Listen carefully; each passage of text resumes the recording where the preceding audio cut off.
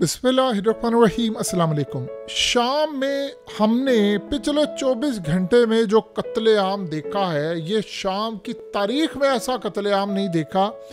और इतना भयानक ये कत्लेआम था, इतना भयानक कत्लेआम था कि शाम में बगावत तो आपको पता हो गई है और ये लड़ाई अब अरूज पर जानी और इसराइल एंट्री कर रहा है। लेकिन हालात ये हुए हैं कि तकरीबन 400 के करीब लोगों को सड़क पर गोलियां मारी गई हैं, लिटाकर घसीट कर उनकी बॉडीज को ले जाया गया है। और ये इतना भयानक काम था, इतना भयानक था कि शायद हमने जो शाम के अंदर तबाही हुई अपनी रीसेंट तारीख में, जो जब से ये 2011 के बाद शाम की तबाही का सिलसिला शुरू हुआ, इतना भयानक अंजाम और काम नहीं देखा कि जहाँ पर अहमद अल-शरा यानी ये जो जुलानी है, इसकी फोर्सेस के ऊपर हमले हो गए। बहुत बड़ा हमला था, इनके भी बड़े लोग मारे गए। फिर इन लोगों ने बंदूकें पकड़ी और उन लोगों को सड़कों पर जाकर मारा। और उसकी सारी दुनिया में सोशल मीडिया समेत हर जगह आपने वीडियोस शायद देखी हो, वो बहुत ही ज़्यादा ख़तरनाक है।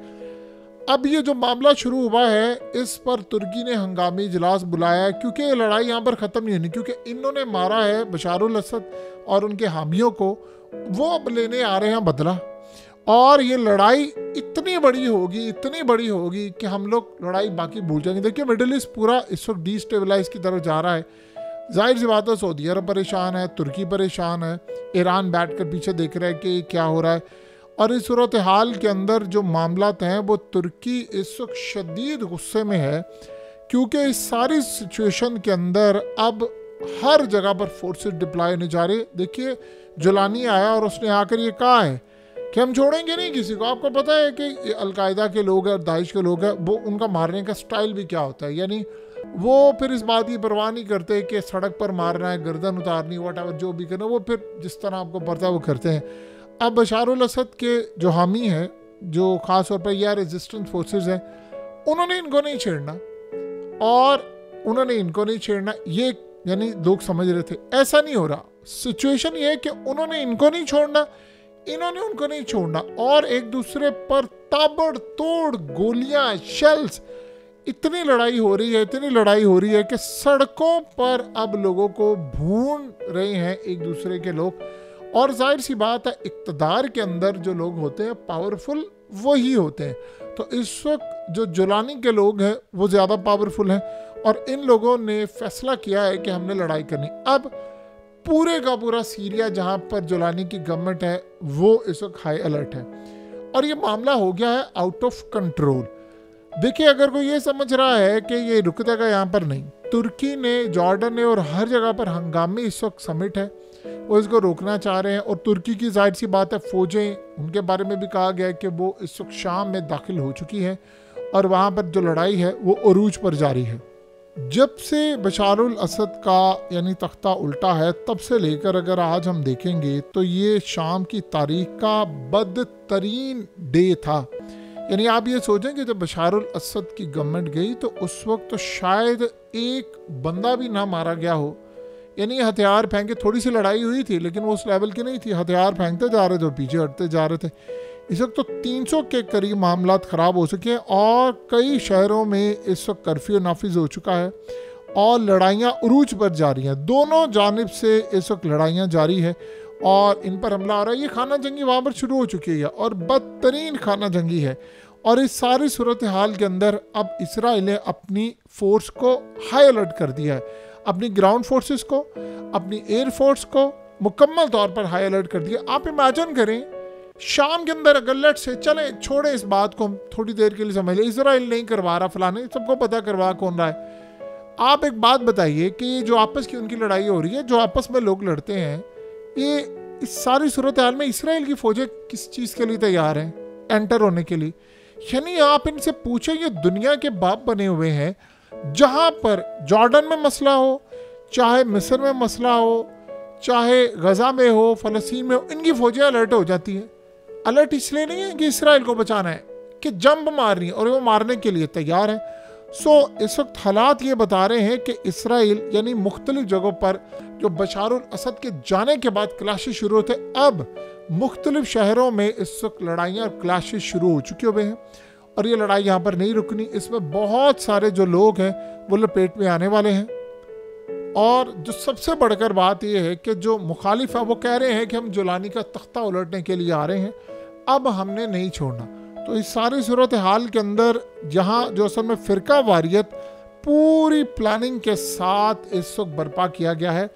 और अब आप ये देखेंगे कि लड़ाई दमिश्क पहुंचने वाली है। ये ज़्यादा देर अब सिलसिला यहाँ पर नहीं रहता। दमिश्क पर देखिए दो चीज़ें समझे, दमिश्क पर किसकी नज़र है? कौन चाह रहा है कि 2000 साल हो गए हैं हमें दमिश्क में एंटर हुए, हमें निकाला गया, हमने दमिश्क जाना है? बताइए ना, कौन जा रहा है? इजराइल।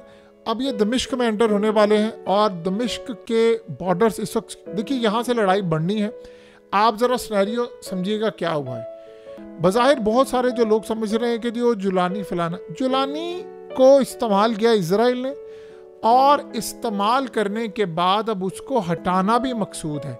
अब इजराइल तो खुद नहीं हटा सकता, उसकी रीज़न क्या है? हत्ता कि उसके लिए मसला क्या? देखिए ना उनकी कोई एयरफोर्स है ना कुछ। बजाय कि सूरत हाल को आप समझें, इसको मामले को थोड़ा सा डिफरेंट एंगल में देखिए। दाइश को इजराइल ने दहशतगर्द डिक्लेयर किया, पूरे वर्ल्ड ने डिक्लेयर किया हुआ, तो ये तो बंदा दाइश का था ना और अलकायदा का था जुलानी। तो इस सूरत हाल में अगर इसराइल चाहे सुबह जाकर अगर मिसाल के तौर पर सदारती महल में जाकर बम मार दे, मिसाइल मार दे और क्या देख चाहिए ये तो दाइश का था, इसके ऊपर तो करोड़ों डॉलर्स इनाम था, तो दुनिया में उसको कोई पूछेगा? सवाल ही पैदा नहीं होता, नहीं पूछेगा, वो नहीं करेगा। उसकी रीज़न ये है कि इनका प्लान कुछ और है। प्लान ये है, देखिए आप जो मर्जी कर ले, बशार अल असद की जो गवर्नमेंट के लोग थे उनको बैक पर यही लोग सपोर्ट करते हैं, जोलानी टाइप इनको भी ये करते हैं। अब आप आपस की इनकी लड़ाई देखें, ये खाना जंगी में मामला बदल गया है और लड़ाई अब घसीटते हुए जा रही है दमिश्क। सड़कों पर फौजें आ चुकी हैं, मुकम्मल तौर पर कर्फ्यू नाफिज हो चुका हुआ है। इस वक्त मुकम्मल तौर पर सारे के सारे शहर आहिस्ता आहिस्ता बंद होने के लिए जा रहे हैं और लड़ाइयाँ अब बिल्कुल कंट्रोल से बाहर होंगी। अब आपको यहाँ दो चीज़ें बड़ी अजीबोगरीब नजर आएंगी दोनों साइड से। असला जो होगा वो अमरीकी इस्तेमाल हो रहा है, इजरायली असला भी इस्तेमाल होता हुआ आपको नजर आएगा। ऐसा असला जो अमरीकी कमांडोज के पास है वो दोनों साइड से नजर आएगा। जुलानी ग्रुप तो देखिए पूरे का पूरा बैक ही इसराइल ग्रुप है, ये आप समझ लें। अब इस सूरत हाल के अंदर ईरान की यहाँ से छुट्टी करा दी गई है और जाहिर सी बात है हिजबुल्लाह की भी छुट्टी करा दी गई है, रूस की भी छुट्टी करा दी गई है। अब ये सिनेरियो क्या होगा ये ज़रा आप समझें। जब ये आपस की फौजें लड़ते लड़ते ये दमिश्क तक जाएंगी, उधर इसराइल पूरी तरह उनकी फौजें आ जाएंगी और वहाँ पर वो कायम करेंगे बफर जोन। बफर जोन का मतलब है कि ये इलाका मेरा हो गया, आपके हाथ से गया, ये आपस में लड़ते रहेंगे। बढ़ते बढ़ते बढ़ते बढ़ते फिर इजराइल इस लेवल पर आ जाएगा कि कोई जूस कम्युनिटी है वो इनके ऊपर कोई हमले शमले यानी हो जाते हैं, तो उसके बाद वो जवाब बनाएगा कि अब हमला हुआ है तो हम स्ट्राइक करने का हक रखते हैं। फिर वो अब ये क्या होगा, फिर वो जाएंगे और वो करेंगे स्ट्राइक, इजराइल के लोग करेंगे स्ट्राइक और स्ट्राइक करने के बाद वो आहिस्ता आहिस्ता दमिश्क की साइड पर जाएंगे, वहाँ पर भी स्ट्राइक करेंगे। तो ये लड़ाई यहाँ से निकलकर अगले लेवल और आगे बड़े पैमाने पर चली जाएगी। तो करते करते ये जो सिनेरियो है वो मुकम्मल तौर पर कंट्रोल से बाहर हो जाएगा।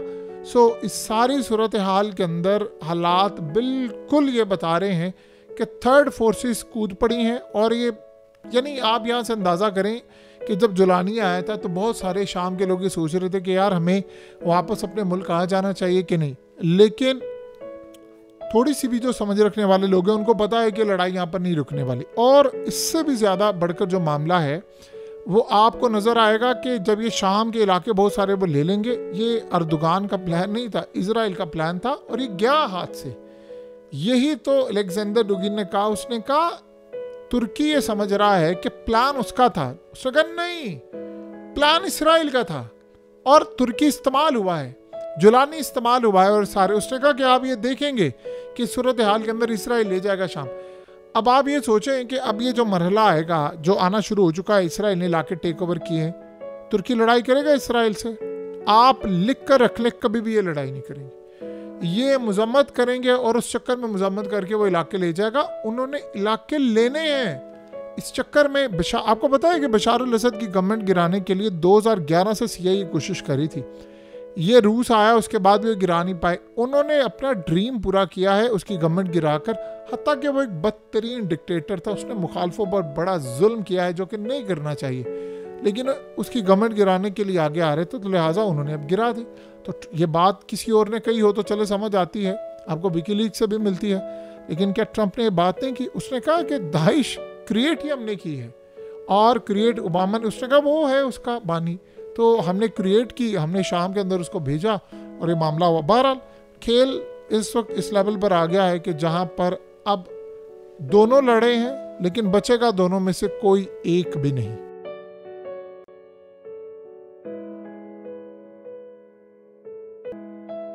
हकीकत टीवी को सब्सक्राइब करना मत भूलें, वीडियो को लाइक करें, शेयर करें और कमेंट सेक्शन में अपनी राय का इजहार ज़रूर करें।